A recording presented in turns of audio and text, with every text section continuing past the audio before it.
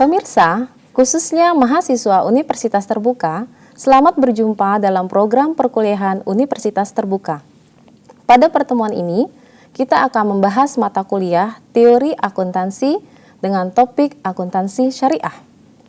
Pemirsa, akuntansi syariah jika kita lihat secara etimologi dalam bahasa Inggris adalah accounting. Sedangkan dalam bahasa Arab, muhasabah, hasabah, hasibah yang artinya menimbang, memperhitungkan, mengkalkulasi, mendata atau menghisap. Hal itu semua bisa kita lihat berdasarkan Al-Quran. Di surat Al-Isra, ayat 12 mengatakan bilangan tahun-tahun dan perhitungan. Jelas kata-kata perhitungan itu terdapat di dalam surat Al-Isra. Kemudian di surat Al-Talaq, maka kami hisap penduduk negeri itu dengan hisap. Oke, selanjutnya di dalam surat Al-Insyiqaq ayat 8, maka dia akan diperiksa dengan pemeriksaan yang mudah. Dari hal itu semua kita jelas di dalam Al-Quran sudah diatur mengenai muhasabah.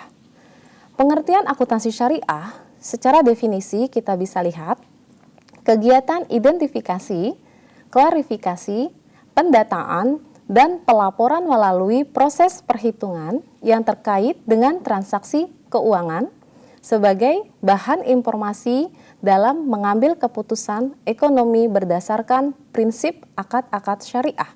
Jadi kalau kita lihat di sini ada beberapa akad-akad syariah yang memang masuk ke dalam pengertian akuntansi syariah. Sehingga di situ dikatakan tidak mengandung zulum atau kezaliman, riba, maisir, gharar, serta barang yang diharamkan dan membahayakan. Nah, dari pengertian akuntansi syariah tadi, kita sudah bisa jelas tidak jauh berbeda dengan prinsip akuntansi konvensional. Akan tetapi, di sini dimasukkan unsur dari prinsip-prinsip syariahnya. Yang pertama adalah amanah. Kalau kita bicara amanah, itu adalah melakukan perhitungan dan neraca keuangan. Seseorang harus bersifat amanah dalam penyampaian informasinya. Kemudian misdaqiyah itu adalah sesuai dengan realitas. Jadi informasi yang kita sampaikan di dalam laporan keuangan itu harus realitas. Dan selanjutnya adalah diqah. Diqah itu cermat. Cermat kemudian sempurna dan itu harus disajikan dalam laporan keuangan untuk akuntansi syariah. Seterusnya ada juga taukid. Kalau kita lihat taukid itu adalah penjadwalan yang tepat. Kita tahu bahwasannya laporan keuangan dari akuntansi konvensional itu dilaporkan dalam satu periode akuntansi. Begitu juga dengan prinsip-prinsip yang dibangun dalam akuntansi syariah. Kita menggunakan periode akuntansi. Dan selanjutnya adil serta netral. Harus bersikap adil maksudnya adalah kita tidak terbebani oleh apapun dalam penyusunan laporan keuangan berdasarkan prinsip akuntansi syariah. Dan yang terakhir adalah tibyan. Tibyan di sini artinya transparansi. Jadi semua apa yang ada di dalam kegiatan transaksi usaha tersebut harus dilaporkan secara transparan. Nah, dari situ kita bisa lihat lagi dasar hukum akuntansi syariah. Itu bisa kita lihat di dalam surat Al-Baqarah ayat 282 yang artinya, hai orang-orang yang beriman, apabila kamu bermuamalah tidak secara tunai untuk waktu yang ditentukan, hendaklah kamu menuliskannya. Jelas sekali dalam ayat tersebut, jika kita melakukan transaksi tidak secara tunai, maka sebaiknya dilakukan pencatatan. Berbeda kalau kita melakukannya secara tunai. Dalam akuntansi konvensional, secara tunai pun kita lakukan pencatatan. Nah, jelas sekali ini adalah dasar hukum akuntansi syariah yang ada di dalam Al-Quran. Surat Al-Baqarah itu surat terpanjang di dalam Al-Quran, satu lembar, tapi membahas tentang akuntansi. Maka ini adalah menjadi dasar hukum akuntansi syariah. Berikutnya di surat Al-Syura dikatakan, sempurnakanlah takaran dan janganlah kamu termasuk orang-orang yang merugikan. Dan timbanglah dengan timbangan yang lurus. Jadi apapun yang kita lakukan dalam prinsip akuntansi tadi itu harus sesuai dengan takaran yang ada. Sesuai juga dengan prinsip-prinsip akuntansi yang tadi dibangun. Nah, permisa, kita berlanjut ke dasar hukum akuntansi syariah. Pendapat ulama mengatakan Ibnu Abidin berkata, catatan atau pembukuan seorang agen dan kasir bisa menjadi bukti berdasarkan kebiasaan yang berlaku. Jadi apapun catatan itu bisa dijadikan sebagai bukti dalam suatu transaksi. Sedangkan Imam Syafi'i berkata, siapa yang mempelajari hisab atau perhitungan, luaslah pikirannya. Dan dari kaidah fikih, pada dasarnya segala bentuk muamalah boleh dilakukan sepanjang tidak ada dalil yang mengharamkannya. Jadi kalau ada dalil yang mengharamkannya, maka muamalah tersebut tidak boleh dilakukan. Contoh tadi kita lihat prinsip dalam akuntansi syariah itu tidak boleh goror, tidak boleh riba, kemudian tidak boleh zulum. Itu adalah salah satu hal yang ada di situ tentang kaidah fikihnya. Kalau ada hal itu, maka itu tidak masuk bagian dalam prinsip akuntansi syariah. Lalu setelah itu kita berlanjut ke tujuan akuntansi syariah. Kita lihat di sini ada hifzul amwal, yaitu memelihara uang. Kita berkewajiban untuk memelihara uang. Sehingga tujuan akuntansi syariah itu salah satunya adalah memelihara uang. Dan selanjutnya dapat membantu dalam mengambil keputusan. Kita tahu akuntansi konvensional yang dibuat selama ini juga untuk membuat atau mengambil suatu keputusan. Begitu juga dengan akuntansi syariah, tetap untuk mengambil keputusan, dapat membantu dalam mengambil keputusan. Sedangkan untuk menentukan hasil-hasil usaha yang akan dizakatkan itu sangat penting di dalam akuntansi syariah. Kita tahu dalam akuntansi syariah tujuan utamanya pun juga terkait dengan perhitungan zakat. Menentukan dan menghitung hak-hak kawan yang berserikat itu juga bagian dari tujuan akuntansi syariah. Menentukan imbalan, balasan atau sanksi itu juga merupakan bagian dari tujuan akuntansi syariah. Selanjutnya kita lihat di sini ada prinsip akuntansi syariah. Prinsip akuntansi syariah yang pertama adalah pertanggungjawaban, accountability. Yang namanya bertanggungjawaban itu yang kita tahu dalam konvensional itu adalah pertanggungjawaban kepada pemegang saham, kemudian kepada pegawai, pemerintah dan lain sebagainya. Tetapi prinsip akuntansi syariah untuk pertanggungjawaban di sini selain kepada yang tadi saya sebutkan, itu juga pertanggungjawabannya kepada Allah Subhanahu wa taala. Kita kembali ke awal tadi yang berkaitan dengan muhasabah. Yang mana di sana kita akan menimbang, akan ditimbang, akan diperiksa, itu adalah pertanggungjawaban kita di yaumil akhir nanti. Maka di prinsip akuntansi syariah pun sama seperti itu. Bahwa kita harus mempertanggungjawabkannya tidak hanya kepada manusia tapi juga kepada Allah Subhanahu wa taala. Yang berikutnya untuk prinsip akuntansi syariah selanjutnya adalah prinsip keadilan.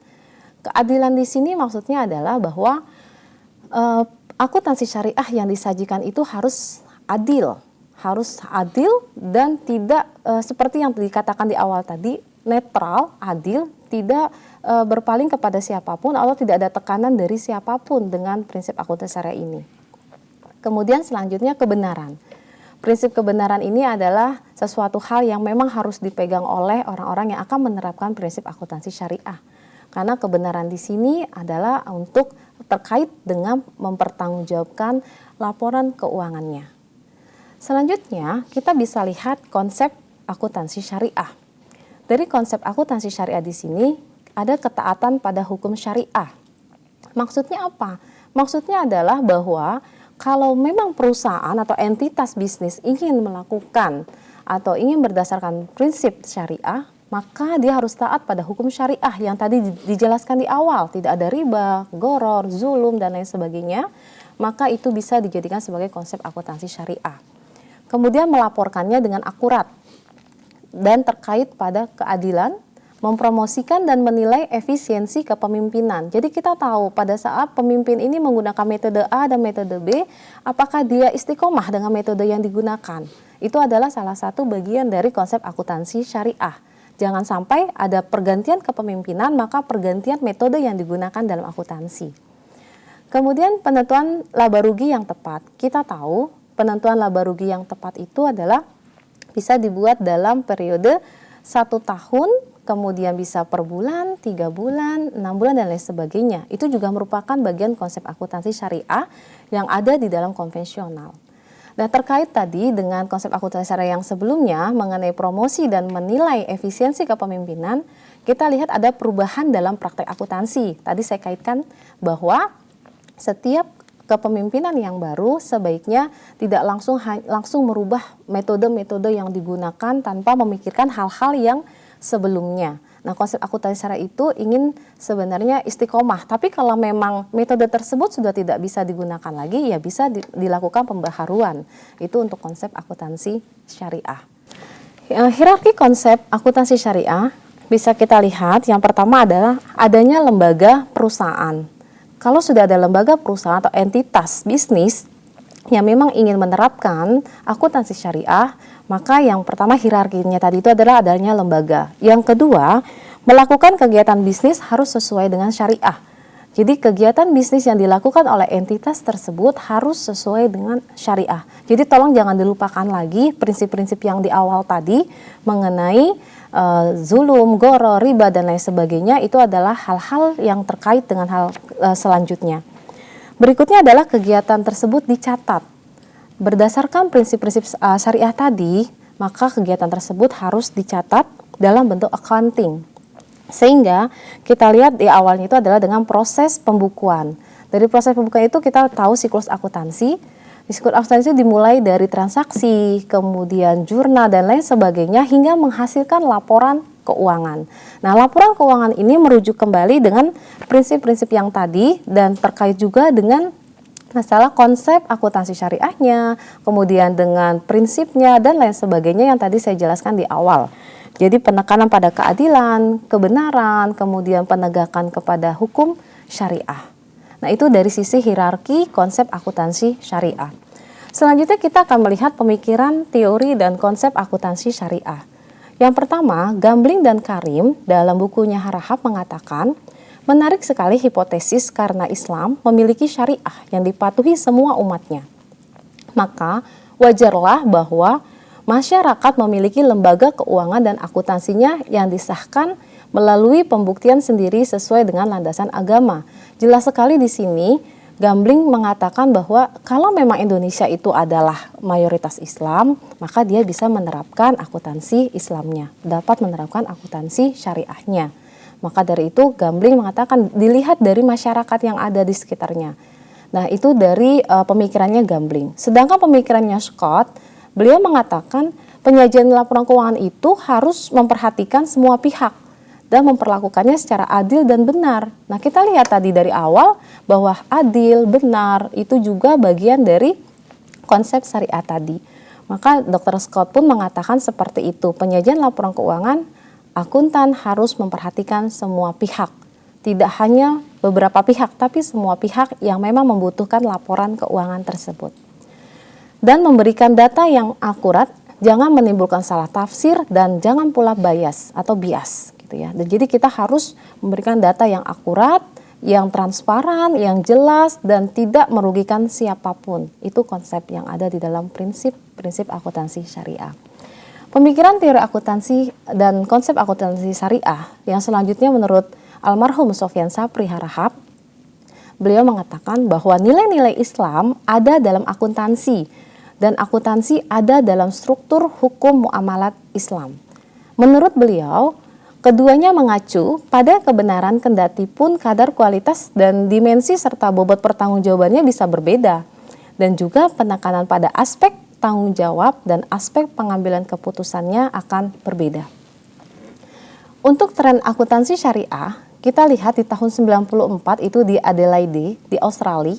Di sana ada International Conference, topiknya adalah Accountability, Our Challenge. Berarti di sana sudah ada gitu, tahun 94 itu sudah ada pembahasan mengenai akuntansi syariah, tapi dengan hal yang berbeda karena di sana dikatakan topiknya adalah accountability.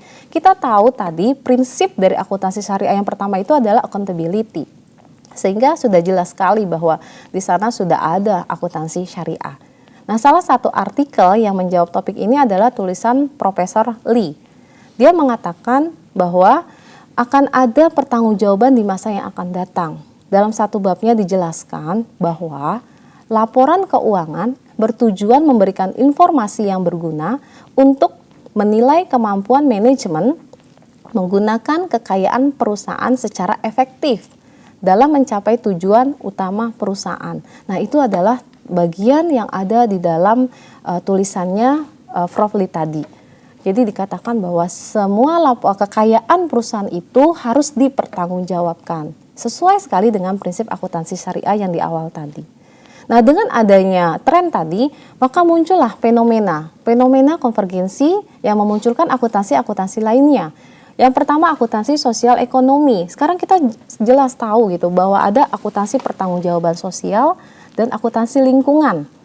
Kemudian ada akuntansi pertambahan nilai, ada akuntansi karyawan, dan akuntansi sumber daya manusia. Dari fenomena yang ada tersebut, ada 5 sebenarnya, tapi yang sudah dipakai pada kita saat ini adalah akuntansi perbankan syariah, untuk akuntansi syariah. Nah, akuntansi perbankan syariah ini di PSAK 31 dan 59 itu diterapkan pada saat permulaan munculnya perbankan syariah di Indonesia tahun 92. Jadi saat itu mereka masih menggunakan PSAK 31. Akhirnya muncullah PSAK 59. Dan setelah itu dengan banyaknya lembaga-lembaga keuangan syariah dan bank syariah, maka saat ini sudah ada standar yang berlaku untuk akuntansi syariah. Kita lihat di sini ada PSAK 59 versus PSAK 101 sampai 110. PSAK 59 itu khusus untuk perbankan syariah. Kita bisa lihat di sini ada pendahuluan, kemudian tujuan, ruang lingkup, pengakuan atau pengukuran, mudharabah, musyarakah, murabahah, salam, itu semua akad-akad yang ada di dalam akuntansi syariah atau akuntansi perbankan syariah. Penyajian laporan keuangannya, kemudian ada neraca, kemudian ada JIS gitu ya. Kalau di akuntansi konvensional kan tidak ada laporan zakat, infak dan sedekah, tapi di kita laporan akuntansi syariah itu ada JIS. Kemudian ada akuntansi dan laporan akuntansi dana investasi terikat, kemudian ada qardul hasan dan lain sebagainya. Nah, itu pada saat PSAK 59. Nah, sekarang kita sudah ada sejak tahun 2012 sudah diterapkan PSAK 101 sampai 110. PSAK ini tidak hanya digunakan untuk perbankan syariah, tapi digunakan untuk entitas syariah. Maksudnya adalah kalau dulu PSAK 59 hanya untuk perbankan syariah, maka 101 sampai 110 bukan hanya untuk perbankan syariah. Dan PSAK 59 sudah tidak digunakan lagi oleh perbankan syariah. Perbankan syariah saat ini menggunakan PSAK 101 sampai 110. Lalu bagaimana kalau kita melihat ada entitas syariah dan non syariah? Maksudnya adalah kalau ada perusahaan yang memang dia tidak menggunakan prinsip syariah. Ambil contoh misalnya perusahaan rokok. Perusahaan rokok tersebut adalah bukan bagian dari entitas syariah, tapi dia menerapkan salah satu akuntansinya syariah. Karena apa? Karena dia melakukan transaksi dengan pihak bank syariah. Dengan pihak bank syariah dia bertransaksi, maka akan muncul akad yang sesuai dengan yang dilakukan oleh perusahaan rokok tersebut. Kita ambil contoh di sini PSAK 102 misalnya, akuntansi murabahah. Akuntansi murabahah itu harus diterapkan oleh perusahaan rokok walaupun dia non syariah karena dia sudah melakukan akad syariah dengan bank syariah. Nah, inilah beberapa kerangka dasar penyusunan laporan keuangan syariah yang sudah diterapkan dari tahun 2012. Ada PSAK 101, penyajian laporan keuangan syariah. Waktu itu bank syariah menggunakannya masih PSAK 59, tapi saat ini dia sudah harus menggunakan PSAK 101. Di PSAK 59 tadi ada akad murabahah, tapi tidak spesifik seperti yang ada saat ini, PSAK yang sesuai dengan syariah. Di sana ada pembahasan jelas sekali tentang masing-masing PSAK. Di sini ada 102 akuntansi murabahah, kemudian 103 ada akuntansi salam, 104 ada akuntansi istisna, 105 ada akuntansi mudharabah, akuntansi PSAK 106 ada akuntansi musyarakah, 107 ada akuntansi ijarah, dan 108 ada akuntansi penyelesaian hutang piutang murabahah bermasalah. 109 ada akuntansi JIS, zakat, infak dan sedekah, itu ada khusus tersendiri. Kemudian PSAK 110 ada akuntansi sukuk.